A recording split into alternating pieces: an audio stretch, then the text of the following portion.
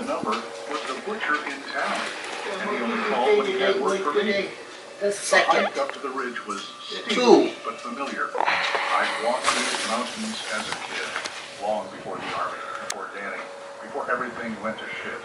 My father had taught me to track here, to read the forest, to move quietly.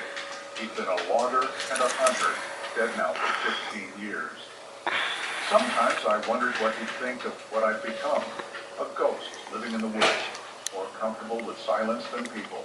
2 hours into the hike, I found the tracks. At first, I thought they were bear prints. They were in soft mud beside a seasonal creek, clear and deep. But as I crouched down to examine them, my trained eye caught the details that didn't fit.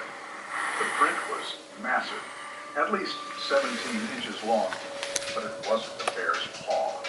It had 5 distinct toes, arranged like a human foot, but much larger. The depth of the impression suggested something incredibly heavy, and the stride length between prints was easily 5.5 feet.